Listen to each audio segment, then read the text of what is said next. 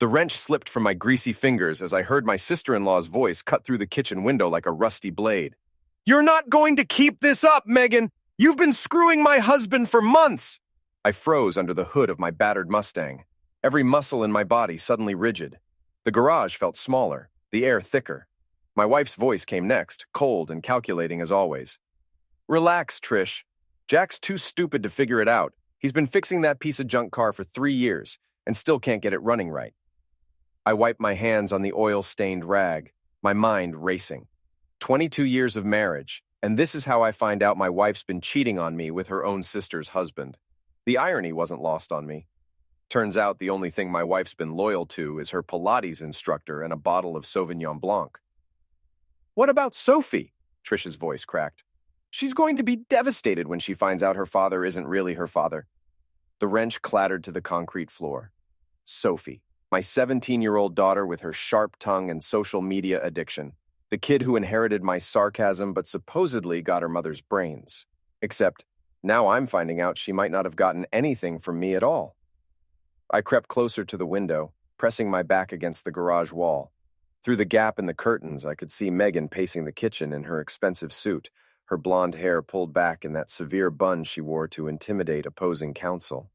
"Sophie doesn't need to know anything," Megan said, her voice dropping to that dangerous whisper she used in court. "Evan and I have been careful. We'll handle this quietly." Evan, my brother-in-law, the guy who sold luxury cars and spent more on his gym membership than I made in a month. The same guy who'd been coming to our family barbecues for 15 years, drinking my beer and slapping my back while apparently planning to screw my wife. I'd always known I was the odd man out in this family. Megan, with her law degree and 6-figure salary, married to Jack the mechanic, who never quite made it past community college. Her friends at the country club called me Megan's first husband, like I was some kind of practice round before she found someone better. Turns out they were right. The kitchen door slammed, and I heard Trish's car start in the driveway. I waited until the sound faded before walking into the house, my work boots tracking oil across Megan's pristine white tiles. She was standing at the kitchen island, scrolling through her phone like nothing had happened. "Hey, babe," I said, keeping my voice casual. "How was your day?" She didn't look up. "Fine. The Henderson case is going to trial next month. I'll be working late most nights." Working late. Right. I wondered how many of those late nights had been spent in hotel rooms with Evan. "Sophie's at drama practice," Megan continued, still focused on her phone. "She won't be home until 8. There's leftover Chinese in the fridge." I opened the refrigerator and grabbed a beer, using the moment to study my wife's reflection in the stainless steel door. She looked the same as always, beautiful, cold, untouchable, the kind of woman who could destroy a man's life and never break a sweat. "Trish seemed upset when she left," I said, testing the waters. Megan's fingers paused on her phone screen for just a fraction of a second. "She's having problems with Evan. Marriage troubles. The understatement of the century." I took a long pull from my beer and leaned against the counter watching her. "What kind of problems?" "The usual." She finally looked up, her green eyes meeting mine with practiced indifference. "He's been distant lately, staying out late, making excuses. She thinks he might be having an affair." The balls on this woman. She was sitting there describing her own affair while looking me straight in the eye, probably getting some sick thrill from how clueless I appeared to be. "That's rough," I said. "Evan always seemed like a stand-up guy." Megan's lips curved into what might have been a smile. "Men aren't always what they seem, Jack. Sometimes they're much less than you think." Message received loud and clear. I finished my beer and headed upstairs, leaving her to whatever she was doing on that phone. Probably texting her lover about how easy it was to fool the stupid mechanic. In our bedroom, I sat on the edge of the bed we'd shared for over 2 decades and tried to process what I'd learned. The affair was bad enough, but the comment about Sophie hit me like a sledgehammer to the chest. Was my daughter really not mine? Had Megan been lying to me for 17 years? I pulled out my own phone and stared at Sophie's contact photo, a selfie she'd taken last month, making that duck face all the kids did these days. She had Megan's eyes and nose, but I had always thought she had my stubborn chin and my tendency to say exactly what she was thinking, consequences be damned. But now I wasn't sure of anything. The sound of Megan's heels on the stairs broke me out of my thoughts. She appeared in the doorway, already changed into her workout clothes. "I'm going to the gym," she announced. "Don't wait up." The gym, where Evan probably worked out too. How convenient. Have fun, I said, not bothering to look up from my phone. She hesitated for a moment like she was going to say something else, then turned and left. I listened to her car pull out of the driveway before I moved. Time to do some detective work. I started with her dresser, carefully searching through drawers full of expensive lingerie and designer clothes. Nothing. The closet yielded the same results. But when I checked the pocket of the jacket she'd worn yesterday, my fingers closed around something small and rectangular. A burner phone. My hands shook as I powered it on, scrolling through message after message between M and E. The explicit photos made my stomach turn, but it was the other messages that really twisted the knife. Can't wait to start our new life together, from 3 weeks ago. Jack suspects nothing. He's too busy with that stupid car to notice what's happening right under his nose. And then, from just 2 days ago, a photo that made my blood run cold. An ultrasound image with the caption, "Our little secret is growing, 12 weeks along." 12 weeks. Megan was pregnant, and I was definitely not the father. We hadn't slept together in months. I scrolled back through the messages, finding references to hotels, secret meetings, and plans for the future that didn't include me. They'd been planning this for almost a year, talking about how they'd handle the divorce, how they'd explain things to Sophie, how they'd deal with the Jack problem. The Jack problem. That's what I'd become in my own life. I took screenshots of everything and emailed them to myself, then put the phone back where I'd found it. Megan thought she was so smart, but she'd made one crucial mistake. She'd underestimated me. Everyone always did. The next morning, I woke up to find Megan already gone. A note on the kitchen counter said she had an early meeting, but I knew better.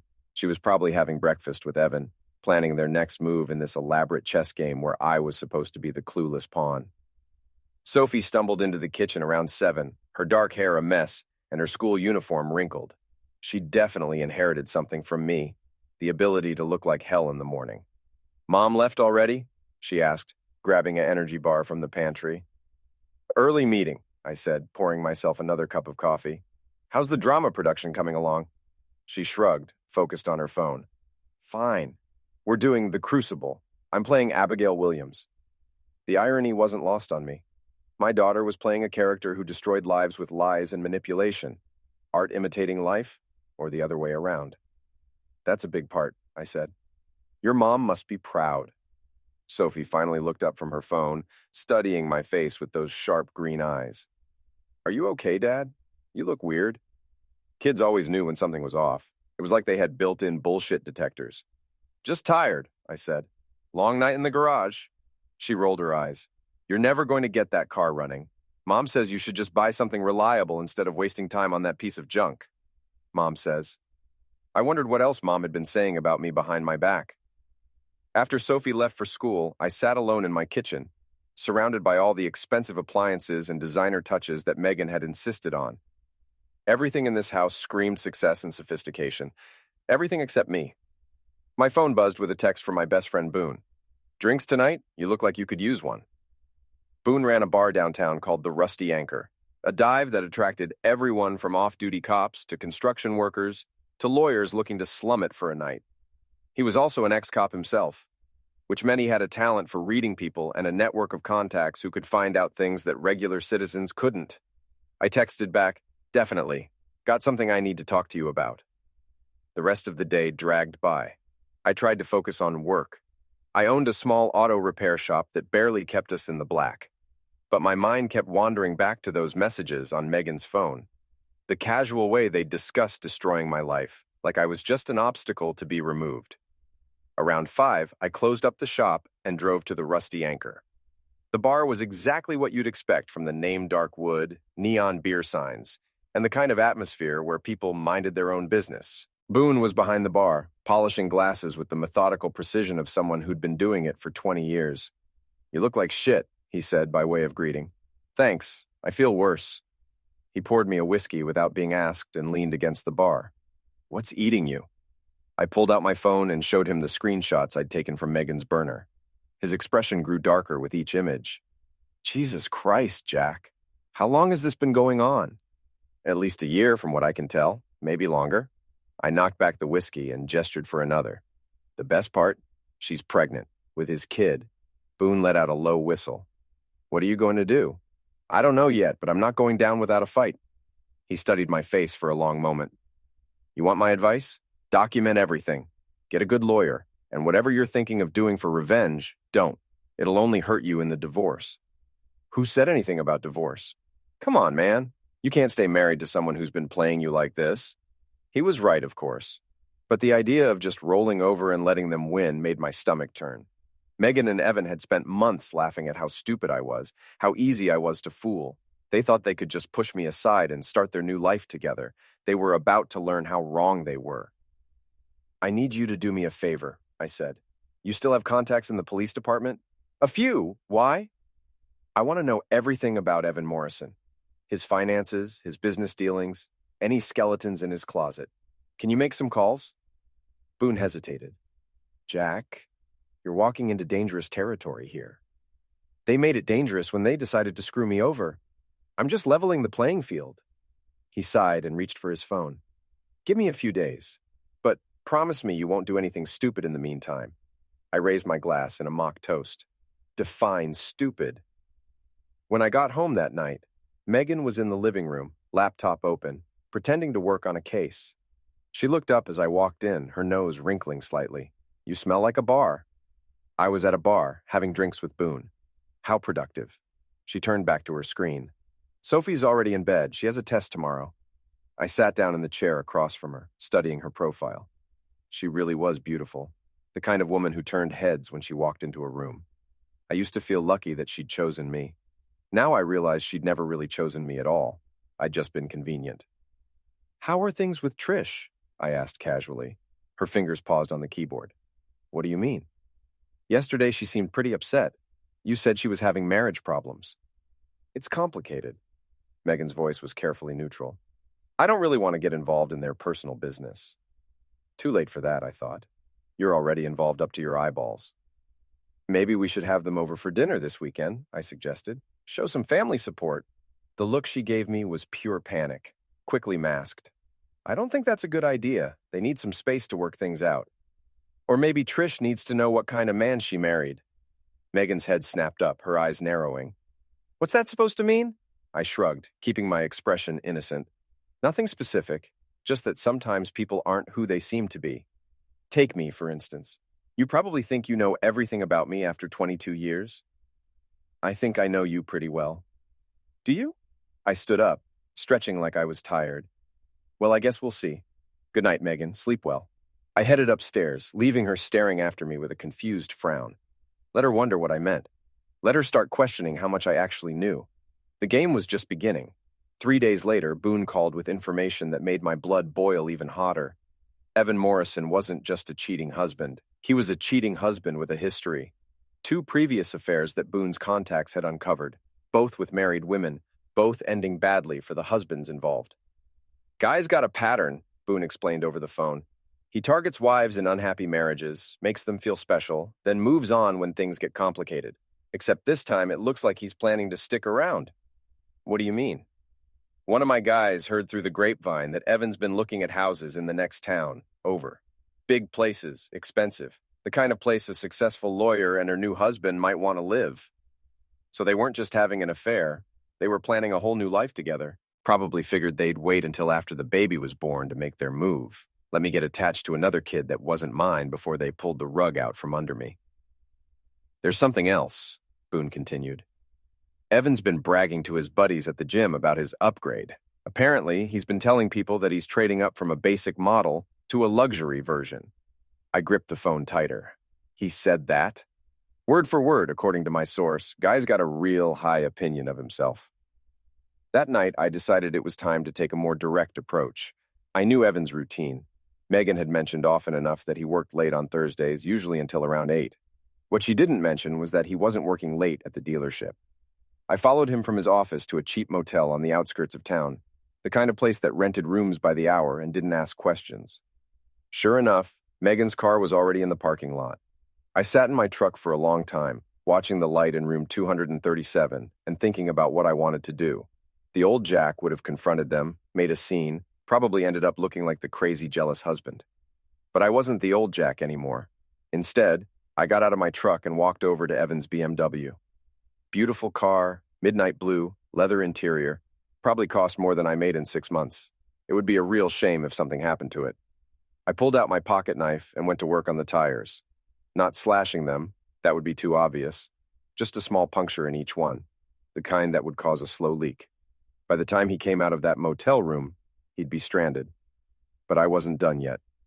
I opened the hood and found the battery cables, a few quick twists with my wrench, and his engine wasn't going anywhere. Then I took out a piece of paper and wrote a short note. "Congrats on the baby. Hope it looks like you." I tucked the note under his windshield wiper and walked back to my truck. Let them figure out how to get home. Let them explain to AAA why they were both stranded at a no-tell motel. I was almost to my truck when I heard footsteps behind me. "Hey, what are you doing to my car?" I turned around to find a security guard walking toward me, flashlight in hand. He was young, probably college-aged, and looked nervous about confronting someone twice his size. "Just checking something," I said calmly. "Thought I saw someone messing with it earlier." "You need to leave," he said, trying to sound authoritative. "This is private property." "No problem." I raised my hands in a peaceful gesture. Just being a good Samaritan. I climbed into my truck and drove away, watching in my rearview mirror as the security guard examined Evan's car. By now, he'd probably found the note. In a few minutes, he'd probably knock on the door of room 237. I was almost home when my phone started buzzing with calls from Megan. I let them go to voicemail, whistling along to the radio. Let her sweat for a while. Let her wonder how much I knew and what I was planning to do about it. The next morning, Megan was already gone when I woke up. No note this time, no explanation. Sophie was in the kitchen, but she barely looked up from her phone when I walked in. "Mom left early again," she said without being asked. "Busy time at work," I replied, pouring coffee. "Yeah, right." Sophie's tone was sharp, more bitter than a 17-year-old should sound. "She's been busy at work a lot lately, and she's been super weird. Like, weirder than usual." I looked at my daughter more carefully. Her eyes were red-rimmed, like she'd been crying or hadn't slept well. "Everything okay, sweetheart?" She finally looked up from her phone, and for a moment she looked like the little girl who used to crawl into my lap when she had nightmares. "Dad, are you and Mom getting divorced?" The question hit me like a punch to the gut. "Why would you ask that?" "Because you guys barely talk anymore. And when you do talk, it's like you're both acting in some weird play where you're pretending to be normal people." She put down her phone and looked at me directly. "Plus, some of my friends have been saying stuff." "What kind of stuff?" Sophie hesitated, then seemed to make a decision. "Madison's mom works at the motel on Route 9. She said she saw Mom's car there yesterday, and that there was some kind of drama with Uncle Evan's car getting vandalized." Small towns. You couldn't sneeze without everyone knowing about it by lunchtime. "Your mom and Uncle Evan were probably just meeting to talk about Aunt Trish," I said carefully. "You know they've been having problems." "Dad," Sophie's voice was flat. "I'm 17, not 7. I know what a cheating spouse looks like. I've been watching Mom do it for months." The words hung in the air between us.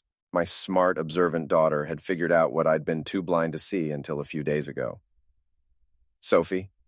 "It's okay," she said, standing up and grabbing her backpack. "I just want you to know that when you guys split up, I'm staying with you. Mom can go live her new life with Uncle Evan and their perfect little baby."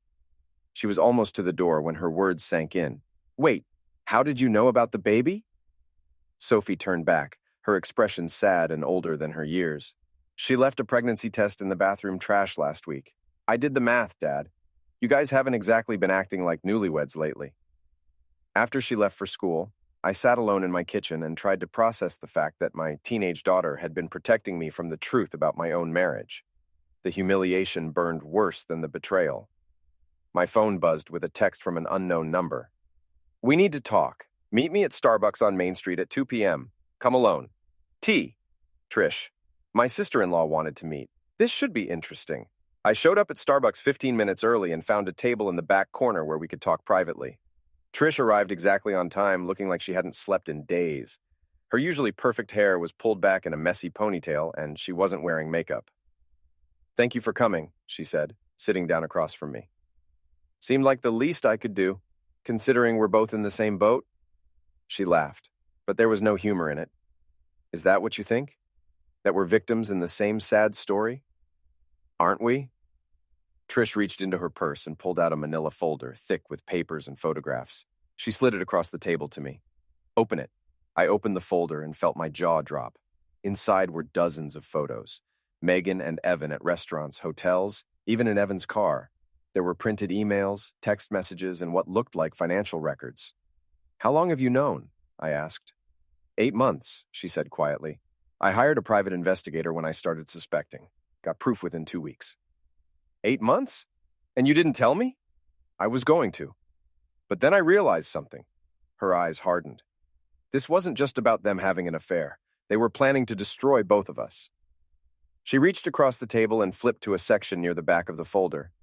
More printed emails, but these were different. These were between Megan and Evan discussing their exit strategy. Read the one dated 3 weeks ago, Trish said. I found it and read aloud. Trish will be easy to handle. She's too weak to fight back, and she doesn't have the resources for a good lawyer. Jack's the bigger problem. He's not as stupid as he looks, and he knows people in this town. We need to discredit him before we make our move. Keep reading. I've been documenting his drinking, his mood swings, his neglect of Sophie. When the time comes, I'll paint him as an unstable alcoholic who can't be trusted with custody. By the time I'm done, he'll be lucky to get supervised visitation. I looked up at Trish, who was watching me with an expression I couldn't quite read. They've been planning this for months, she continued. The affair was just the beginning. They want to take everything. The house, the kids, our reputations. They want to leave us with nothing. So, what do you want to do about it? Trish leaned forward, her voice dropping to a whisper. I want to destroy them first. I've been thinking about this for months, Trish continued, her voice steady and cold. They think they're so smart, so careful, but they made one crucial mistake. What's that? They underestimated both of us. She tapped the folder. Everything you need is in here. Financial records showing Evan's been hiding assets. Evidence of Megan's professional misconduct. She's been using firm resources for personal business, including paying for hotel rooms with the company credit card. I flipped through more pages, amazed at the thoroughness of her documentation. Bank statements, credit card bills, phone records, even GPS tracking data from Evan's car. This is incredible, but why come to me now? Because yesterday's little stunt with the car told me you're finally ready to fight back. She smiled for the first time since sitting down. Also, I need an ally. What I'm planning requires 2 people.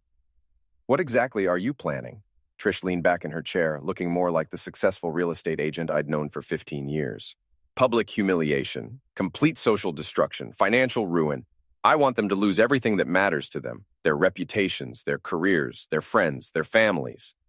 That sounds cruel? Vindictive? She shrugged. They started this war, Jack. I'm just planning to finish it. I looked down at the folder again, thinking about all the nights I'd wondered if I was losing my mind, if I was imagining the distance between Megan and me. All the times she'd made me feel like I was the problem, like I wasn't good enough for her sophisticated world. What do you need me to do? First, we need to get you a good lawyer. Not just any lawyer, a shark. Someone who specializes in taking down cheating spouses. She slid a business card across the table. Tina Rodriguez. She's expensive, but she's worth it. How do you know about her? I've been planning this for months, remember? I've done my research on everything. Trish's smile turned predatory. Tina has a reputation for destroying unfaithful husbands and their mistresses. She'll love this case. I pocketed the business card. What else? Timing is everything. We can't just dump all this evidence at once. It needs to be strategic, maximum impact. She pulled out her phone and showed me a calendar. Thanksgiving is in 2 weeks. The whole family will be there, including Megan's parents and her brother from California. You want to do this at Thanksgiving dinner? I want to do the first phase at Thanksgiving dinner. The big revelation, in front of everyone who matters to them. Her eyes glittered with anticipation. But that's just the beginning. We spent the next hour going over her plan in detail. It was elaborate, ruthless, and absolutely brilliant. By the time we finished, I was starting to understand why Trish had been so successful in real estate. She didn't just sell houses. She understood people, their motivations, their weaknesses. There's one more thing, she said as we prepared to leave. We need to be absolutely certain we can trust each other. What we're planning, if one of us backs out or gets cold feet, the other one goes down in flames. I'm in, I said without hesitation. They want to paint me as the villain? Fine. I'll be the best damn villain this town has ever seen. That afternoon, I called Tina Rodriguez and made an appointment. Her office was in the expensive part of town, all glass and steel and intimidation. She was younger than I'd expected, maybe 40, with the kind of sharp suit and sharper smile that probably cost her clients a fortune. "Mr. Thompson," she said, gesturing to a chair across from her massive desk. "Trish Morrison gave me a brief overview of your situation. I have to say, it's one of the more interesting cases I've seen this year." I handed her copies of everything from Trish's folder. She spent 20 minutes reviewing the documents, occasionally making notes or asking clarifying questions.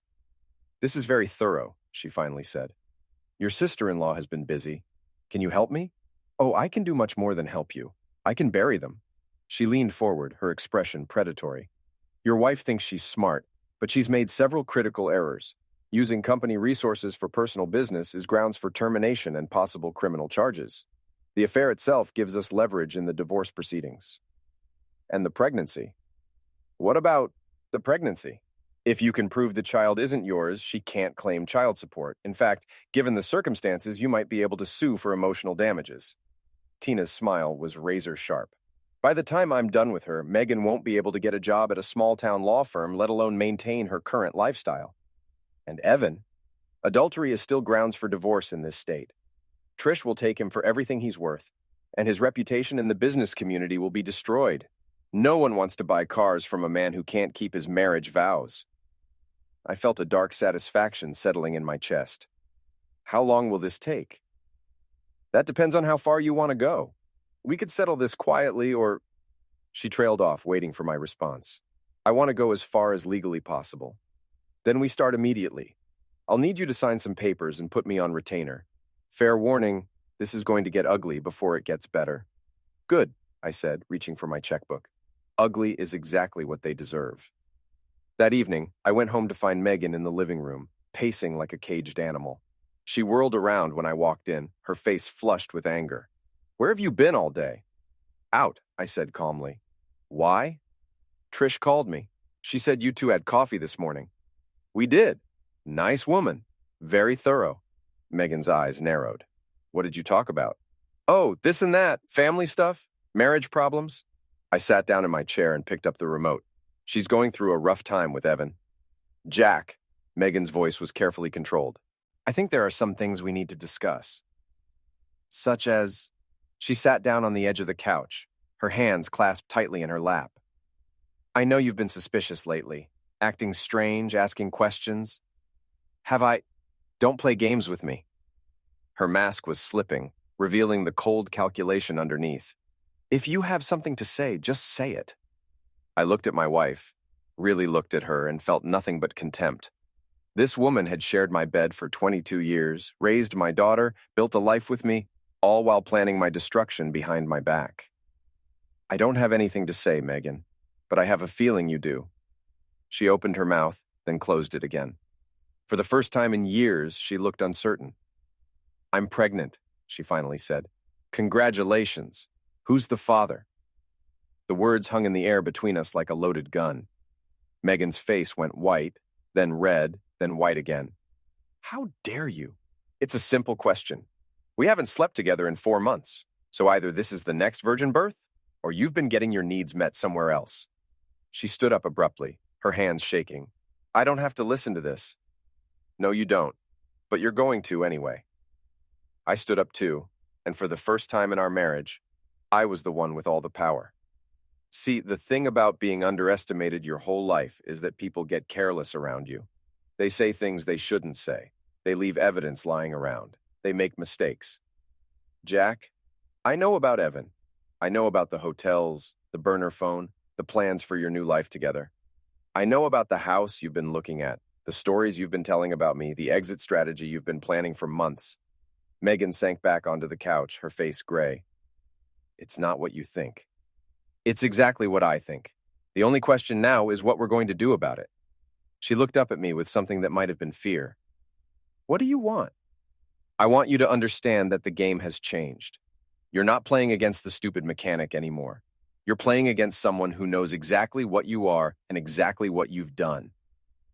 I headed toward the stairs, then turned back. "Oh, and Megan? You might want to call Evan. His car had some problems yesterday." I'm sure he's told you all about it by now. I left her sitting there and went upstairs to pack a bag. It was time for the next phase of the plan to begin. 2 weeks later, I sat in Megan's parents' dining room, surrounded by the annual Thanksgiving chaos. Her mother had outdone herself with the decorations, autumn leaves, pilgrim figurines, and enough food to feed a small army. The whole extended family was there. Megan's parents, her brother David from California, Trish and Evan, Sophie, and various cousins and their kids. Everyone was pretending everything was normal. Megan sat across from me, making small talk with her mother about the law firm. Evan was at the other end of the table, regaling David with stories about his latest sales numbers. Trish was the picture of the perfect hostess, making sure everyone's wineglass stayed full. Only Sophie seemed to sense the undercurrent of tension. She kept shooting me worried glances like she was waiting for something to explode. She didn't have to wait long. I stood up during the main course, tapping my knife against my wineglass to get everyone's attention. The conversation gradually died down as all eyes turned to me. "I'd like to make a toast," I announced, raising my glass. Megan looked panicked. "Jack, maybe we should—" "Now seems like the perfect time," I interrupted smoothly. "After all, we have so much to be thankful for this year. Family, health, new beginnings." I paused, looking around the table at all the expectant faces. "And of course, we have some exciting news to share. Megan's pregnant." A chorus of congratulations erupted around the table. Megan's mother actually squealed with delight. David started talking about how great it would be for Sophie to have a sibling. Everyone was smiling and raising their glasses. Everyone except Megan, Evan, and Trish, who were all staring at me like I just lit a stick of dynamite. "But wait," I continued, my voice cutting through the celebration. "There's more good news. We actually know who the father is." The room went dead silent. "Jack, stop," Megan whispered, her face white as the tablecloth. "Why would I stop? This is a celebration." I turned to face Evan, who looked like he was about to throw up. "Congratulations, Evan! You're going to be a daddy!" The silence stretched for what felt like an eternity. Then Megan's mother spoke up, her voice confused. "I don't understand. Jack, what are you talking about?" "I'm talking about the fact that my wife has been having an affair with her sister's husband for over a year. I'm talking about hotel receipts and burner phones and ultrasound photos sent to her lover." I reached into my jacket and pulled out a stack of printed photos.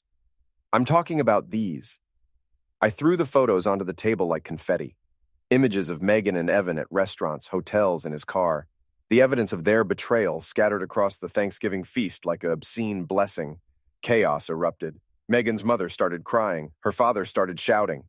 David jumped up from his chair, demanding to know what the hell was going on. Sophie sat frozen, staring at the photos with a mixture of horror and vindication. But it was Trish who provided the real fireworks.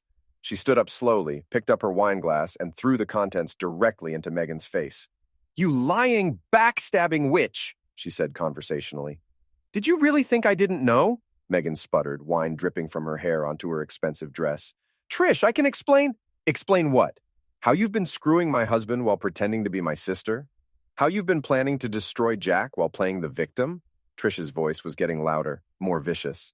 "How you used firm resources to pay for your little love nest?" That last bit got everyone's attention.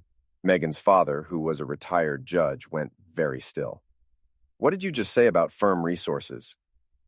"She's been using the company credit card to pay for hotel rooms," I said helpfully. "Among other things. It's all documented." Evan finally found his voice. "This is insane. You're both insane." "Are we?" Trish turned on him with fury that had been building for months. "Should I tell everyone about your other affairs, Evan? The secretary from your old job? The client's wife? Or should I just cut to the part where you've been hiding money in offshore accounts?" "You don't know what you're talking about." "I know exactly what I'm talking about. I've had a private investigator following you for 8 months. She smiled sweetly. "I know about the house you've been looking at, the plans to leave town after the baby's born, the way you've been bragging to your gym buddies about trading up from me." Sophie suddenly stood up, her chair scraping against the floor. "This is sick! All of you are sick!" She stormed out of the dining room. I heard the front door slam a moment later. "Now look what you've done," Megan said, finally finding her voice. "You've traumatized our daughter with your paranoid delusions." "Our daughter?" I laughed, but there was no humor in it. "That's interesting, because according to the DNA test I had done last week, Sophie isn't my daughter either. That stopped everyone cold. Even the cousin's kids stopped chattering. What? Megan's voice was barely a whisper. 17 years ago, you were having an affair with your law school study partner. Remember him? Marcus Webb? Sophie's real father? I pulled out another piece of paper. It's amazing what you can find out when you start digging. Megan's mother was crying harder now. Her father looked like he was having a stroke. David was staring at his sister like he'd never seen her before. You're lying, Megan said, but her voice lacked conviction. Am I? Should we call Marcus and ask him? I have his number. He was very interested to hear that he might have a daughter. That's when Megan finally snapped. She lunged across the table at me, screaming obscenities, her nails aimed at my face. I caught her wrists easily, holding her back while she thrashed and cursed. Let me go, you bastard! Let me go! Megan, stop it! Her father shouted. Stop it right now! But she was beyond reason, beyond control. 17 years of lies were catching up with her all at once, and she was falling apart in front of everyone who mattered to her. Evan tried to help her, reaching across the table, but Trish grabbed him by the tie and yanked him backward. Don't you dare touch her, she hissed. You've done enough damage. This is crazy, he gasped, trying to loosen his tie. You're all crazy. No, I said, finally releasing Megan, who collapsed back into her chair. We're just done being victims. I looked around the table at the wreckage of what had once been a family. Megan was crying now, mascara streaming down her face. Evan was rubbing his throat and looking toward the door like he was planning to run. The relatives were staring in shocked silence. Well, I said, picking up my jacket, this has been fun. Thanks for dinner. I walked out of that house and didn't look back. Behind me, I could hear Trish's voice, calm and deadly, explaining to everyone exactly what their precious Megan and Evan had been planning to do to us. Phase 1 was complete, but we were just getting started. The fallout from Thanksgiving dinner spread through town like wildfire. By Monday morning, everyone knew about the affair, the pregnancy, and the DNA revelations. The story had grown in the telling. Some versions had me physically attacking Evan. Others had Megan having a complete breakdown. I didn't bother correcting the rumors. Let people talk. The truth was damaging enough. I was at the shop Monday morning when Boone called. Jesus Christ, Jack. What did you do? What needed to be done? The whole town's talking about it. Megan's boss called an emergency meeting this morning. Word is she's been suspended pending an investigation into misuse of company resources. Couldn't happen to a nicer person. And Evan's dealership is in damage control mode. Apparently, half their clients are threatening to take their business elsewhere. No one wants to buy cars from a guy who cheats on his wife with her sister. I felt a dark satisfaction. How's Trish holding up? Better than expected. She filed for divorce this morning and cleaned out their joint accounts before Evan could get to them. Smart woman. Smart didn't begin to cover it. Trish had planned this perfectly, right down to the timing. My phone buzzed with a text from Sophie. Can we talk? I'm at school, but I can skip last period. I texted back, meet me at the shop at 3. She showed up right on time, looking older than her 17 years. The events of the weekend had forced her to grow up fast. Is it true? She asked without preamble. About Marcus Webb being my real father? I'd been dreading this conversation. Yes. She nodded like she'd expected it. I looked him up online. He's a lawyer in Boston, married, 2 kids. Sophie, it's okay, Dad. You're still my dad, DNA or no DNA. You're the one who taught me to drive, who came to my school plays, who helped me with homework. Her voice cracked slightly. You're the one who actually wanted me. I pulled her into a hug, and for a moment she was my little girl again, the one who used to fall asleep in my lap while I read her bedtime stories. What happens now? She asked. Now we figure out how to move forward. Your mom and I are getting divorced. You'll have to decide where you want to live. I already decided. I'm staying with you. Sophie, you should think about this carefully. Your mom loves you, and she can provide things I can't. Like what? Private school? A big house? Designer clothes? She pulled back and looked at me with those sharp green eyes. Dad, she lied to me my entire life. About who my father was, about her affair, about everything. How am I supposed to trust her now? I didn't have an answer for that. Besides, Sophie continued, someone needs to keep an eye on you. Make sure you don't do anything else crazy. That was a one-time thing. Sure it was. She grinned, and for a moment she looked like the sarcastic teenager I knew and loved. So, what's phase 2 of your master plan? There is no phase 2. The truth is out. That's enough. Sophie gave me a look that said she didn't believe me for a second. Dad, I know you, and I know Aunt Trish. You guys aren't done yet. She was right, of course. Trish had called me that morning with an update on phase 2 of our plan, but Sophie didn't need to know about that. Tuesday morning brought more good news. Tina Rodriguez called to tell me that Megan had been fired from her law firm. Effective immediately, Tina said with obvious satisfaction. Turns out using company resources for personal business is a fireable offense, even at a prestigious firm. Who knew? What about the pregnancy? She's claiming the baby is yours, trying to secure child support, but we have the DNA evidence proving otherwise. Her lawyer's going to have a hard time explaining that one. And the divorce proceedings? Moving forward quickly. Given the circumstances, you should be able to keep the house and most of your assets. She'll get whatever equity she can prove she contributed, but that's it. What about Sophie?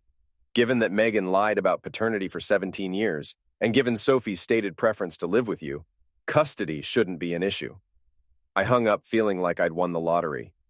For the first time in months, the future looked bright. That afternoon, I was working under the hood of a customer's car when I heard familiar footsteps on the garage floor. Hello, Jack. I slid out from under the car to find Evan standing in my shop, looking like he hadn't slept in days.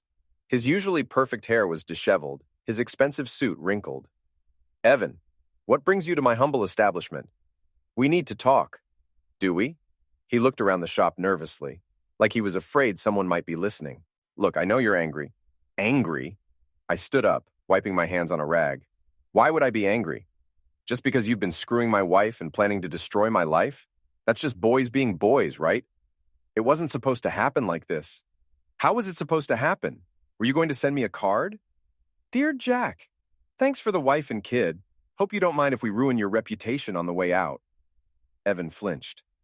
I never wanted to hurt you. But you were willing to, if it got you what you wanted. He didn't deny it. What do you want from me, Jack? Money? I can pay you. I don't want your money. Then what? I studied his face, seeing the desperation there. This was a man who'd lost everything that mattered to him, his wife, his reputation, his business. He was drowning and he was looking for someone to throw him a rope. Too bad for him, I was fresh out of ropes. I want you to understand something, I said quietly. You thought you were so much better than me, smarter, richer, more sophisticated. You looked at me and saw a loser, a nobody, someone you could step on without consequences. That's not true. It's exactly true. You and Megan both. You thought I was too stupid to figure out what you were doing, too weak to fight back. I stepped closer, and he instinctively backed up. But here's the thing about underestimating people, Evan. Sometimes they surprise you. Jack, please. I'm not done. My voice was getting harder, colder. You wanted to take everything from me. My wife, my daughter, my home, my reputation. You wanted to leave me with nothing while you rode off into the sunset with your perfect new life. I'm sorry. No, you're not. You're sorry you got caught. You're sorry your plan didn't work. But you're not sorry for what you did to me.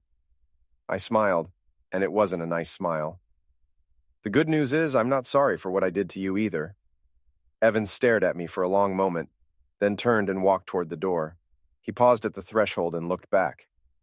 This isn't over. Yes, it is. You just don't know it yet. After he left, I called Trish. He came to see me, I told her. Desperate? Very. What's the status on your end? The divorce papers were served this morning. He's going to fight it, but his lawyer already told him it's hopeless. I have too much evidence. Her voice was satisfied. Oh, and I had an interesting conversation with his boss today. About what? About the company car he's been using for personal business. Turns out driving your mistress around in a company vehicle is also a fireable offense. So he's unemployed? As of this afternoon, and with his reputation in this town, he's not going to find another job anytime soon. What about Megan? Blacklisted. No law firm in the state will hire her after what happened. She'll be lucky to find work as a paralegal in some strip mall practice. I felt that dark satisfaction again. They'd wanted to destroy us, and instead, they'd destroyed themselves. There's one more thing, Trish continued. I think it's time for the final phase. The final phase of Trish's plan was elegant in its simplicity. She'd organized a community fundraiser, a silent auction to raise money for the local children's hospital. All the prominent families in town would be there, along with business leaders, politicians, and social climbers, including the people who'd once been Megan and Evan's friends. It's perfect, Trish explained over coffee. They'll both show up because they're desperate to salvage their reputations. And when they do, what? You'll see. The fundraiser was held at the country club where Megan had once been a member. I hadn't been to the place in years. It wasn't exactly my scene, but Trish had insisted I attend. Trust me, she'd said. You don't want to miss this. I arrived fashionably late, wearing the one good suit I owned. The main ballroom was packed with the town's elite, all dressed in their finest and pretending to care about sick children while they gossiped and made business deals. I spotted Megan immediately. She was standing near the bar, looking uncomfortable in a dress that was probably meant to hide her pregnancy. A few people were talking to her, but their body language was cold, distant. Evan was on the other side of the room, trying to make conversation with a group of men who clearly wanted nothing to do with him. He kept glancing toward the exit, like he was planning to make a run for it. Jack, you made it. I turned to find Trish approaching, looking stunning in a black cocktail dress. She'd lost weight since Thanksgiving, and there was something different about her, a confidence that hadn't been there before. You look good, I told her. I feel good. Revenge agrees with me. She handed me a glass of champagne. Are you ready for the show? What show? Before she could answer, the lights dimmed and someone tapped a microphone on the small stage at the front of the room. Ladies and gentlemen, thank you all for coming tonight. Before we begin the auction, we have a special presentation. A large screen descended from the ceiling, and a projector flickered to life. I looked at Trish, who was smiling like a cat who'd caught a particularly fat mouse. What did you do? I made a little documentary about the importance of honesty and integrity in our community. The screen lit up with a title card. Truth and Consequences, a community message. What followed was a masterpiece of public humiliation. Trish had compiled every piece of evidence we'd gathered, photos, emails, financial records, witness statements, into a 15-minute presentation that laid out Megan and Evan's affair in excruciating detail. But it wasn't just about the affair. She'd connected their personal betrayal to their professional misconduct, showing how their lies and deception had affected their clients, their employers, and their families. The room was dead silent as the presentation played. I could see Megan and Evan near their respective exits, both looking like they wanted to disappear into the floor. The final slide was a photo of them at a hotel with text overlay. Some people will do anything to get what they want. The question is, what kind of community do we want to be? When the lights came back up, the silence stretched for what felt like an eternity. Then someone started clapping. Slowly, others joined in, until the entire room was applauding. Not for Megan and Evan, but for the presentation itself, for the truth. I looked around for them, but they were both gone, fled into the night like the cowards they'd always been. That was brutal, I told Trish. That was justice. The rest of the evening was a blur of congratulations and conversations. People who'd barely acknowledged my existence before were suddenly my best friends.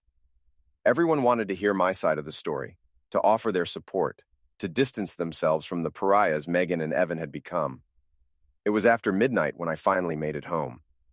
Sophie was waiting up, sitting at the kitchen table with her laptop. How was the fundraiser? She asked innocently. You already know, don't you? She turned her laptop around to show me a video that had already been posted online. The entire presentation, filmed by someone in the audience and uploaded to social media. It's gone viral, she said. Over 50,000 views in the last 2 hours. The comments are brutal. I sat down across from her, suddenly feeling exhausted. Do you think we went too far? Sophie considered the question seriously. They tried to destroy you, Dad. They lied, cheated, and manipulated everyone around them. They made their choices. She closed the laptop. Besides, all you did was tell the truth. If they can't handle the consequences of their actions, that's on them. My phone buzzed with a text from an unknown number. You win. We're leaving town. Don't contact us again. I showed it to Sophie, who rolled her eyes. Dramatic much? Probably Evan. Your mom never admits defeat that easily. As if summoned by my words, headlights swept across the kitchen window. A car door slammed, and a moment later, Megan walked through the front door. She looked terrible. Her hair was disheveled, her makeup smeared, her dress wrinkled. She'd been crying and probably drinking. Hello, Megan, I said calmly. You bastard. Her voice was slurred, unsteady. You destroyed everything. I didn't destroy anything. I just revealed what was already there. She swayed on her feet, grabbing the doorframe for support. 22 years of marriage, and this is how you repay me? Repay you? I stood up slowly. For what? For lying to me about Sophie's paternity? For having an affair with your sister's husband? For planning to ruin my reputation and take everything I've worked for? It wasn't supposed to happen like this. How is it supposed to happen? You were going to leave me for Evan, take Sophie, take the house, and paint me as an unstable alcoholic who couldn't be trusted with custody. Did you think I'd just roll over and let you do it? Sophie stood up too, moving to stand beside me. Mom, you need to leave. Megan looked at her daughter with something that might have been heartbreak. Sophie, sweetheart, you don't understand. I understand perfectly. You lied to me my entire life. About Dad, about yourself, about everything. Sophie's voice was steady, mature beyond her years. I don't want to see you right now, but I'm your mother. You're the woman who gave birth to me. There's a difference. Megan's face crumpled. For a moment, I almost felt sorry for her. Almost. This isn't over, she said, echoing Evan's earlier words. Yes, it is. I walked to the front door and held it open. You made your choices, Megan. Now you get to live with the consequences. She stared at me for a long moment, then walked unsteadily toward the door. She paused on the threshold and looked back. I loved you once. No, you didn't. You loved what I could give you. The stability, the respectability, the cover for your lies. I met her eyes without flinching. But you never loved me. After she left, Sophie and I stood in the quiet kitchen listening to her car pull out of the driveway. Are you okay? Sophie asked. Yeah, I think I am. And for the first time in months, that was actually true. The next morning brought news that Megan and Evan had indeed left town. Their houses were already on the market, their belongings packed and gone. They'd fled in the night like the cowards they'd always been, leaving behind nothing but wreckage and whispered gossip. Trish called around noon, her voice bright with satisfaction. Did you see the news? They're gone. Good riddance. Oh, and Jack? I got a call from Evan's lawyer this morning. He's not going to contest the divorce. Apparently, he just wants it over with as quickly as possible. And Megan? Radio silence. Her lawyer withdrew from the case yesterday. I think she's given up. I felt a weight lift from my shoulders that I hadn't even realized was there. It was over. Really, truly over. What are you going to do now? I asked. I'm thinking about moving somewhere warmer. Florida, maybe. Start fresh. She paused. What about you? I looked around my kitchen, at the house I'd almost lost, at the life I'd fought to keep. I think I'll stay right here. This is my home. And Sophie? She's staying too. We're going to be just fine. After I hung up, I walked out to the garage where my Mustang was waiting. The engine I'd been working on for 3 years. The one Megan had always mocked as a waste of time and money. I turned the key, and it roared to life on the first try. Perfect timing. I stood there listening to the engine purr, thinking about everything that had happened. Megan and Evan had wanted to paint me as the villain in their story, the obstacle to their happiness that needed to be removed. They'd gotten their wish. I had become the villain. But sometimes, the villain is exactly what the story needs. I lit up a cigarette, leaned against my perfectly running Mustang, and smiled. They'd wanted a fight, and I'd given them a war. They'd wanted to destroy me, and instead, they'd destroyed themselves. In the end, I'd given them exactly what they deserved.